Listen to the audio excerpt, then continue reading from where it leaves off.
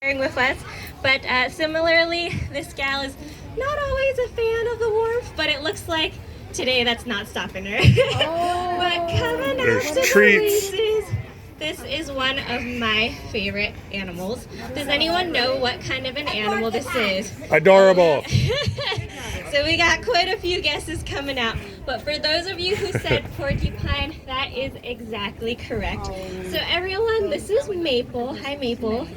And so Maple is a North American porcupine in particular. There are actually over 20 species of porcupine out there in the world, and the North American porcupine is just one of them, and they are also one of the more local species of porcupine. They can be found in quite a few areas around North America, ranging all the way from Canada and even down into Mexico, just usually in some of your colder, higher elevations. And so, as you can see here, Miss Maple Moo has her winter coat on. So she's got kind of a lot of fluff and fur. Usually it's cold right about this time of the year. We're getting quite a few weeks of hot weather here in San Diego. We definitely go after our namesake of being sunny San Diego over here. But what do you all think is hidden underneath all of that fur? You can kind of see it poking out, especially if you look towards her back end. So Peter is gonna maybe demonstrate a little bit. Do you all see what's hiding under there? All of those white things? So those are her quills. If any of you have not heard, porcupines are pretty spiky creatures. They've got a bunch of quills hidden under that winter coat, and that is what she is going to use for her protection. So Maple here, she has been with us for quite a few years, which is why she's very comfortable. She's been out in front of people quite often. But if she were feeling threatened, she actually has the ability to lift up all of those quills. She's gonna look about 2 times bigger. Those quills are gonna stick straight out from her body, and she's gonna try to send a message to any potential predator or possible threat that, hey, I've got these really pokey quills on me. You do not want to mess with me. And does anyone maybe want to guess how many quills a porcupine generally has? You can just shout out some numbers. I heard 300, 355, I heard 3,000, 100. So that's actually quite a bit lower. Can you maybe try a little bit higher? Let's get some more guesses, higher guesses. 5,000, 3,000, keep going higher. 6,000. 6,000, 10,000. So we could keep going on and on, but on average, this species of porcupine has roughly about 30,000 quills. Oh yeah, that's a lot of quills. And those quills are extremely sharp.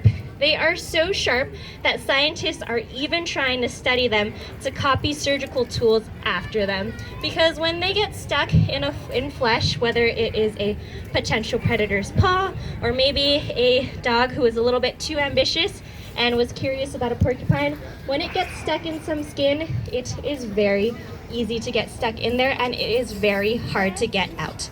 And that's because if you're to take a look at the end of the quills of a porcupine, they've got some microscopic barbs on the end. So you can imagine, if you've ever seen a fishing hook, they've got a little barb, helps the fishing hook to stay inside that fish that you caught. But the ends of her quills are tipped in those. So it actually makes for some resistance when you are trying to pull out a quill. And most predators out there in North America that would potentially try to hunt a porcupine, animals like mountain lions, maybe wolves, maybe an ambitious coyote, and sometimes even our pets, our dogs, unfortunately, they don't have opposable thumbs like we do. So it makes it really, really hard for them to pull out the quills. A lot of times they're going to use that paw to try to brush it off, but what they're actually doing is just pushing that quill further and further into their skin. Ouchie, definitely not fun for that potential predator, but it sends a great message to that predator that, hey, you probably don't want to mess with a porcupine. Maybe go and try to find a nice, easier meal. Aww. So speaking of meals, we see Maple here munching on some stuff. Does anyone see what she might be munching on? We can just shout it out. A carrot. Carrots? Yeah, so I actually can't see. Oh, so close. This is actually some sweet potato. So a root just like a carrot. These animals are herbivores. And what do herbivores eat, everyone? Meat. Food. Not meat. I heard someone else say it. Plants. Yeah, that would be a little scary having a meat-eating porcupine coming at you. But she is a plant eater. So she's going to be eating leaves. She's going to be eating roots of plants. She's going to be eating flowers when it's springtime. If there are fruits that are around when the springtime comes, she might be eating some of that. When it's winter and it's a little bit colder and there's not going to be as much flowers and some of those tastier things, what she's going to use is she's going to use those teeth that you might see possibly if you're in the front row, and she's going to chew through the tough bark to get at the inside layer of the trees, which is a lot softer, a lot sweeter, a lot easier for her to eat. So kind of depending on the season, she's going to be shopping around for different kinds of plants that she can consume. And as we were saying, she can sometimes eat some pretty tough things. Leaves are pretty tough, as well as getting through those bark layers pretty tough. But if anyone can maybe see, and Peter, maybe if you're the only one who can see, you might have to answer this for them. But does anyone see what color her teeth is? Orange. Or her teeth are? Orange, yeah. So she's got some orange teeth. And trust me, it is not the stain of the sweet potato. She doesn't have coffee stains like we do. So that is actually orange naturally. And that's because porcupines, they're in the rodent family. So they're in a family of animals that are gonna be chewing a lot. And that orange is there because it mixed within the enamel of their teeth of porcupines as well as other rodents is gonna be iron. So that is gonna make her teeth really, really strong so that she can be chewing and so that she can use it to get and eat the different types of plants that she needs. So pretty awesome adaptation that these porcupines have to make sure that they are getting the nice full belly that they need to. And since she's going to be munching on a lot of different kinds of plants, you can also see Maple here has kind of been up in this nice little tree structure that we made for her. So porcupines, they're comfortable roaming around on the ground, but they are also pretty good at hanging out in the trees.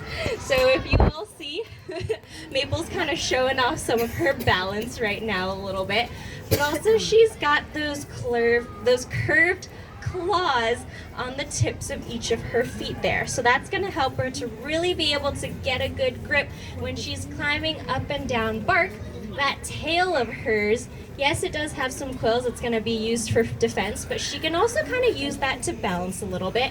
And also, as she is moving around, she doesn't seem to be needing it right now, but if you notice right now, she's actually propping that tail up against that branch. So she is using it for support.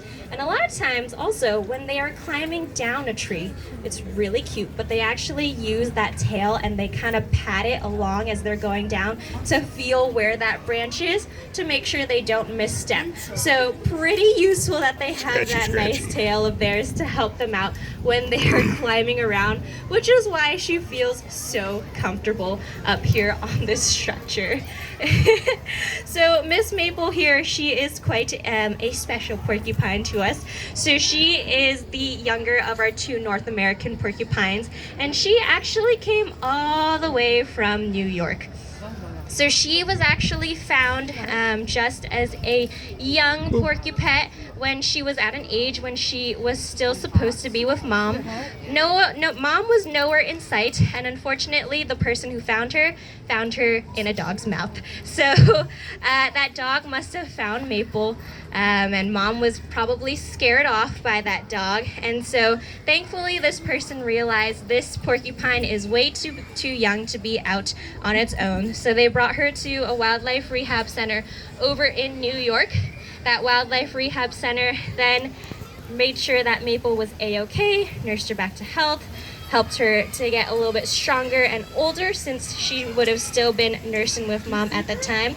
And then once Maple was at an age where she no longer needed formula and milk, she reached out and said, hey, we have this awesome North American porcupine, because being at an age where she had to be raised by humans, she was already a little bit too comfortable being around people. So they reached out and we saw the notice about it, and then they go ahead and they sent Maple over to us, and now Maple gets to be here for her forever home. And she's been with us for a few years now. Maple is almost 5 years old, and so she is doing well. And I've been kind of yapping a lot right now. It's also very hot, and I'm We're gonna head out from here. a colder area, so this heat is San Diego, ooh, this is a lot. For World me. Down Syndrome I want Day. to see. Does